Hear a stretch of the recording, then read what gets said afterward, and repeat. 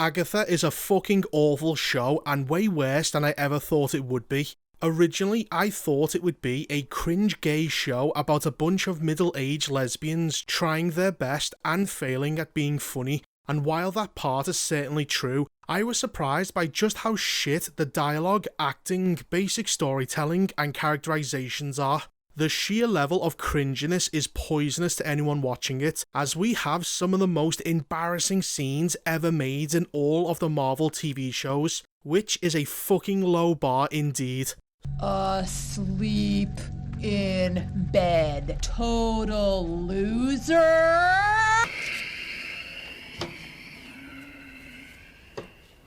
So as I said, Agatha is about a bunch of middle-aged lesbians and their gay homosexual twink helper as they have to travel down the not yellow brick road in order for Agatha to regain her powers. But because every character in this is an unlikable piece of shit, there is no one to get attached to or root for. And by the end of the second episode, when Agatha forms her alcoholic Avengers, you hope that all these characters fail and die.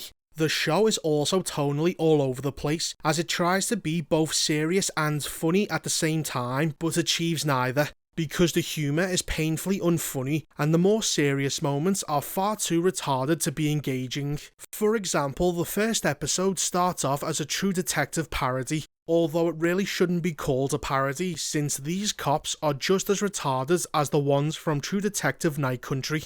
God, I fucking hate that show. But during this episode, the writers try to make fun of and point out tropes with the genre. It is a universally acknowledged truth that a lady cop cannot be good at her job and have a healthy personal life at the same time. But the jokes they are using aren't funny at all, and when it finally comes time to be serious, like when Agatha is interrogating someone over a murder, the way she acts makes it look like she's a fucking clown. It's way too fucking goofy and just makes her come across like an even bigger asshole than she already is. If she acted this way for one scene, then that would be one thing, but she behaves like this for most of the episode, and it's only the more noticeable since there is almost no plot, and nothing else happens until the last 3 minutes, as the audience is simply waiting for Agatha to catch up on what we already know. I mean, you are a real boring fuck. Anyway, I'm not going to waste any more of my time on this than I have to, so here is a quick rundown on this piece of shit sorry excuse that the writers call a plot. It starts with Agatha, who is now called Agnes, heading to a crime scene of a dead woman. She gets over emotional at seeing the dead body, and I think why that is because she recognises the dead woman as the mother of the gay twink who we see later on. The reason why Agatha is so emotional is because she probably killed his parents and left a gaby in a nearby orphanage, or something equally boring and predictable. Seems pretty obvious to me that's the direction the show is going, but who cares, the story is as boring as it is gay. So Agatha is given a library card by the other police, which is the only thing they can find on the dead woman's body. But she also goes on to steal a locket from the crime scene for no other reason than the plot needs her to have it later on. Wow, that's really lazy. Agatha goes on to check out the local library, which is just booming. I mean, there is a queue of people almost out the front door lining up to check out books, which Agatha doesn't find remotely weird, especially since this is the middle of the day and these people should be at work.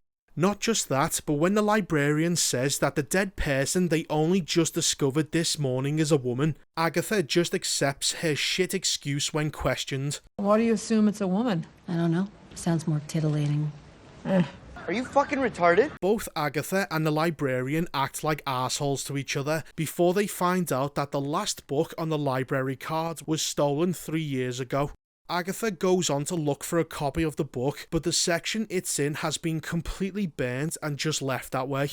Now, if that wasn't suspicious enough, there also happens to be a pervert whispering to her between the bookshelves. But despite being such an obvious freak, Agatha doesn't even try to ask just who the fuck this guy is and what does he know. That's so fucking lazy. She doesn't ask anyone any more questions, and after doing the bare amount of police work that she had to, she goes back to her office where Aubrey Plaza shows up as an FBI detective. She goes on to drop the most obvious hint that she is a witch just like Agatha. It's almost like she just magically appeared. After their meeting, Agatha takes the locket which she stole from the crime scene for no reason to be checked out, and when she is told that none of the three goddesses on the outside of the locket represent modern feminist career women, she of course has a problem with it. It's triple goddess, maiden, mother, crone.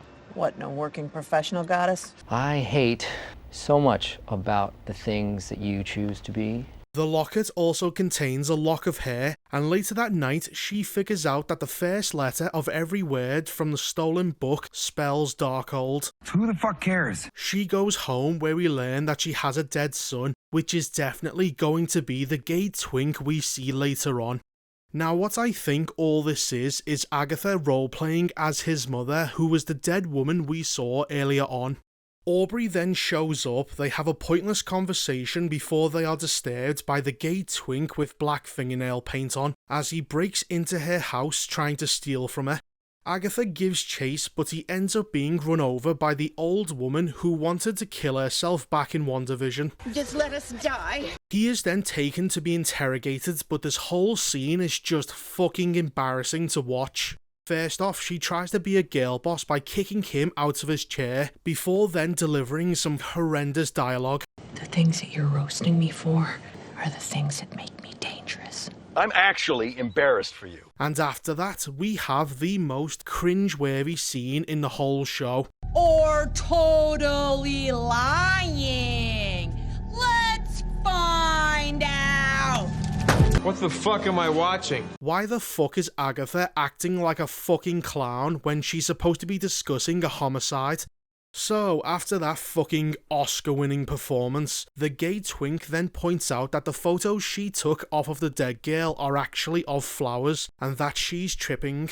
So, to confirm that the dead body is real, Agatha goes to the coroner's to double check, and it turns out that the dead girl is actually Wanda Maximoff. But she was crushed to death in that god-fucking awful Doctor Strange sequel, so I guess this is just a representation of her and not the real thing, otherwise that wouldn't make any fucking sense. But then again, nothing has so far. Aubrey shows up again to explain that since Wanda is dead, Agatha is trapped in her spell. Now knowing who she is, she somehow is able to break free and wake up back in the real world, although this time she's naked. She goes on to make her effeminate black neighbour, who must be gay based on how he's reacting to a naked woman, tell her what she's been doing all this time. He says that she's been fucking around for 3 years, and if this show wasn't already cringe enough, the effeminate black man goes on to describe Agatha as the girl boss she is. You seem pretty lucid for a change. Aggressive even. Powerful. She goes back into her home and realises that she can't use magic anymore because Wanda has sucked her dry. Not just that, but she also happens to find the gay twink we saw earlier literally in the closet, bound and gagged, although probably not for the first time. Oh wait, you serious? Let me laugh even harder. Aubrey shows up again for the 4th time and tries to kill Agatha before the pair of them say something retarded. You're vulnerable.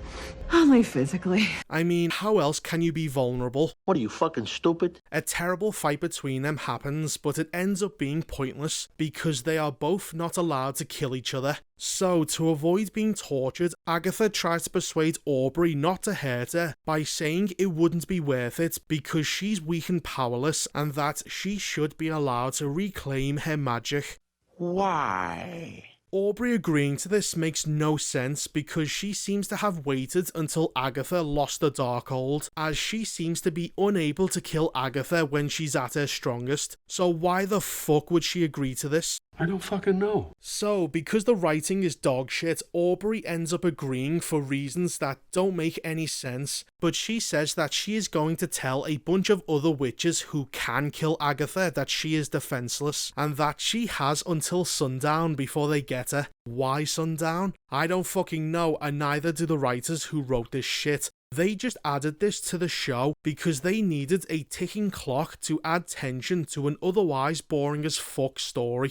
And that was episode 1. That was awful. That was just awful. Episode 2 starts with the gay twink asking Agatha to take him down the witch's road because she's already been there before. He wants to go down the road because apparently it gives you what you are missing. Now what's probably going to happen is that when they reach the end of the road, it's going to reveal that the gay twink is missing a family, and Agatha, along with all these old horrible lesbians, are going to be his new family by the end of the show. Let's just hope it gives Agatha a fucking personality, because all she is so far is an asshole.